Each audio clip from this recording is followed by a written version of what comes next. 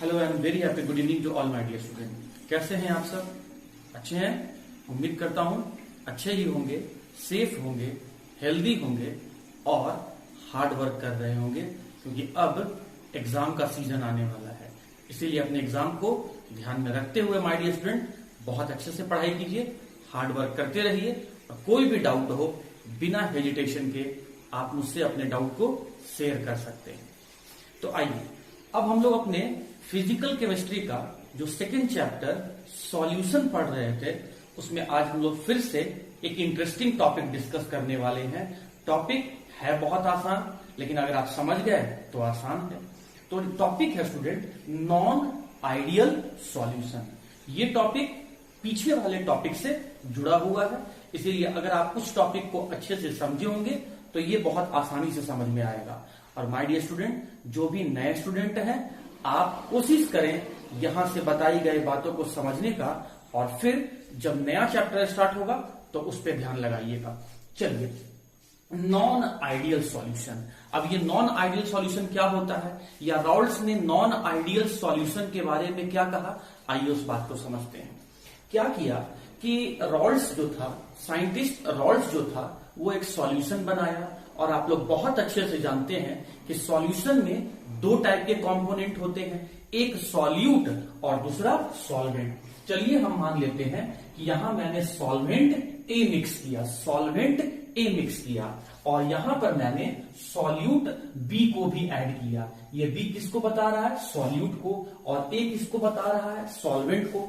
और दोनों जो सॉल्वेंट ए है और सॉल्यूट बी है, ये दोनों का दोनों वोलाटाइल नेचर का है। मतलब दोनों के प्रेजेंस होने से, दोनों के कारण से वेपर बनता है। और जब वेपर बनेगा तो इक्विलिब्रियम स्टेज में वो वेपर प्रेशर भी लगाएगा, मतलब इसका खुद का भी वेपर प्रेशर होगा और इसका भी वेपर प्रेशर होगा। तो देखिए, जब इस बर्तन में ये सिर्फ अकेले होता तो अगर ये अकेले होता तो ये अकेले कितना वेपर प्रेशर लगा रहा है वो हम लोग मेजर कर लेते। लेकिन अब तो ये दोनों मिक्स है।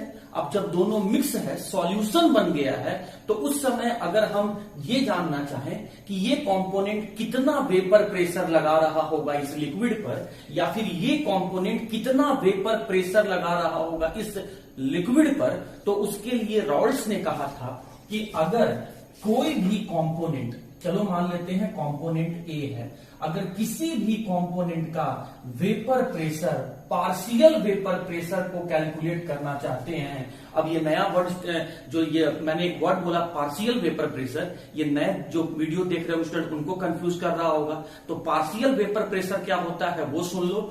इस सॉल्यूशन में सिर्फ और सिर्फ एक कंपोनेंट के द्वारा लगाया गया वेपर प्रेशर, सिर्फ एक कंपोनेंट के द्वारा लगाया गया वेपर प्रेशर, उसको कहते हैं पार्शियल वेपर प्रेशर। और जितने कंपोनेंट हैं सभी के द्वारा लगाया गया वेपर प्रेशर, इसको कहते हैं टोटल वेपर प्रेशर। लेकिन हम क्या कैलकुलेट करना चाह रहे हैं, या डॉल्टन ने क्या बताया, रॉल्स ने क्या बताया कि सिर्फ कंपोनेंट ए कितना वेपर प्रेशर यहां पर एक्सर्ट कर रहा है। तो बताया गया कि सिर्फ कंपोनेंट ए के द्वारा अगर आप पार्शियल वेपर प्रेशर निकालना चाहते हैं तो उसके लिए आपको दो टर्म चाहिए। पहला टर्म क्या चाहिए कि प्योर स्टेट में वो कंपोनेंट कितना वेपर प्रेशर एक्सर्ट कर रहा है, या प्योर स्टेट में उस कंपोनेंट का कितना वेपर प्रेशर है, और साथ ही साथ उसी कंपोनेंट का मोल फ्रैक्शन कितना है। तो अगर ये दो टर्म हमें पता चल जाए तो किसी भी सॉल्यूशन में हम एक कंपोनेंट का मतलब पार्शियल वेपर प्रेशर को हम लोग कैलकुलेट कर सकते हैं। ये किसने बताया था, ये रॉल्स साइंटिस्ट ने बताया था। तो ये रॉल्स ने कहा कि प्योर स्टेट में जो वेपर प्रेशर है और सॉल्यूशन के अंदर में उसका मोल फ्रैक्शन कितना है, अगर ये दोनों प्रोडक्ट हमें मिल जाए तो हम लोग किसी भी सॉल्यूशन के अंदर में एक कंपोनेंट का वेपर प्रेशर निकाल सकते हैं। तो ये तरीका बताया कैसे कैलकुलेट करके वेपर प्रेशर निकालने का। CAL शॉर्ट फॉर्म मैंने लिखा है, और CAL को हम लोग पढ़ेंगे कैलकुलेटेड, और P के लिए हम लोग पढ़ेंगे वेपर प्रेशर, और पूरा इसको पढ़ेंगे हम लोग कैलकुलेटेड वेपर प्रेशर। तो ये था जो जब थ्योरेटिकली बताया गया, दोनों को मल्टीप्लाई करके कैलकुलेट किया गया, ये था थ्योरेटिकल तरीके से वेपर प्रेशर निकाला गया है, या फिर हम कह सकते हैं राउल्ट्स के द्वारा बताया गया वेपर प्रेशर निकालने का तरीका बताया गया।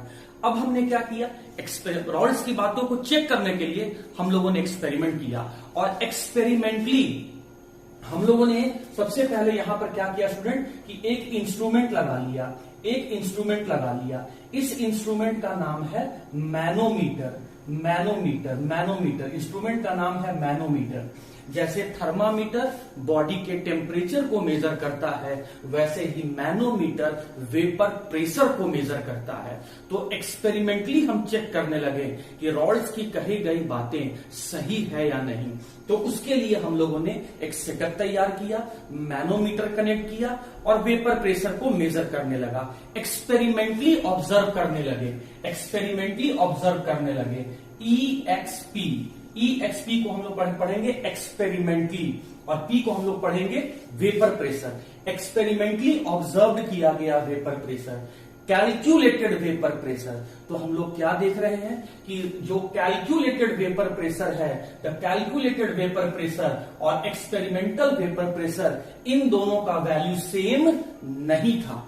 इसका मतलब रॉल्स के द्वारा बताया गया जो थ्योरेटिकल तरीका है, जो कैलकुलेटिव तरीका है वेपर प्रेशर को बताने का, वो गलत आ रहा है, वो बिल्कुल वो नहीं आ रहा है जो एक्सपेरिमेंटल तरीका से बताया जा रहा है। तो ऐसा सॉल्यूशन माय स्टूडेंट ध्यान देंगे, ऐसा सॉल्यूशन जिसमें एक्सपेरिमेंटली ऑब्जर्व्ड किया गया vapour pressure is not equal to the calculative vapour pressure. Experimentally तरीके से पता किया गया वेपर प्रेशर जब कैलकुलेट करके वेपर प्रेशर के बराबर न हो, तो ऐसे सॉल्यूशन को हम लोग नॉन आइडियल सॉल्यूशन कहते हैं। या फिर हम लोग सीधा सीधा कह सकते हैं कि ऐसा सॉल्यूशन जो रॉल्स की कही गई बातों को नहीं मानता है, such type of solution which do not obey Raoult's law is known as the non-ideal solution।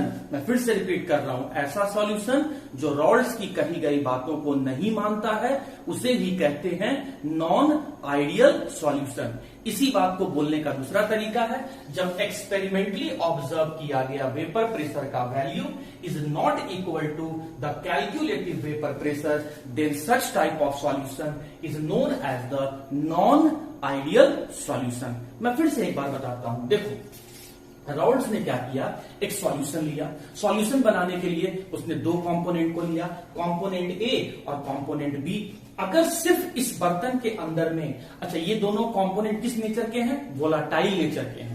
Volatile nature कहने का मतलब क्या होता है कि वेपर बनाने, जिसका नेचर हो वेपर को बनाने का, मतलब ये भी वेपर बना रहा है और ये भी वेपर बना रहा है। और जब वेपर बनेगा तो वो वेपर लिक्विड के सरफेस पर प्रेशर भी लगाएगा। तो वेपर के द्वारा लिक्विड के सरफेस पर लगाया गया प्रेशर ही तो कहलाता है वेपर प्रेशर। हाँ जी, तो अगर इस कंटेनर में, बीकर में, बर्तन में अगर सिर्फ बी ही होता, कंपोनेंट बी ही होता, सिर्फ सॉल्यूट ही होता, तो जितना वेपर प्रेशर यहां पर आता वो पूरा का पूरा इसी का आता, और तो कोई है नहीं, सिर्फ बी ही प्रेजेंट है। तो जो भी वेपर प्रेशर हमें यहां देखने को मिलता, इस अपैरेटस, इस सेटअप में, इस मैनोमीटर में हमें जो भी वेपर प्रेशर का रीडिंग देखने को मिलता, वो सिर्फ बी के द्वारा ही बनाया गया वेपर प्रेशर होता। लेकिन यहां तो एक से ज्यादा कंपोनेंट मिला दिया गया है। तो रॉल्ट्स कहता है अगर किसी सॉल्यूशन के अंदर में जहां पर एक से ज्यादा कंपोनेंट मिक्स हुए हों,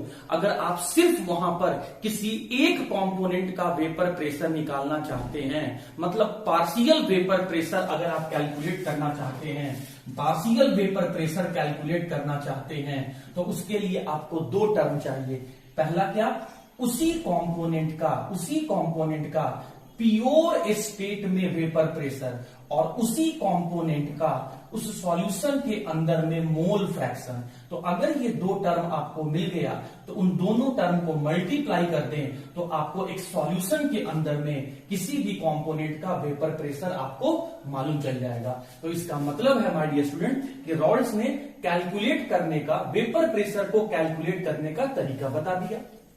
अब रॉल्स की बातों को चेक करने के लिए हमने इस बीकर के साथ एक apparatus मैनोमीटर लगा दिया था और मैनोमीटर से हम लोग यहां पर बी कंपोनेंट के द्वारा या कह सकते हैं सॉल्यूट कंपोनेंट के द्वारा, बी कंपोनेंट के द्वारा कितना वेपर प्रेशर एक्सर्ट किया जा रहा है लिक्विड के सरफेस पर, कितना वेपर प्रेशर देखा जा रहा है, उसको हम लोग मेजर करने लगे।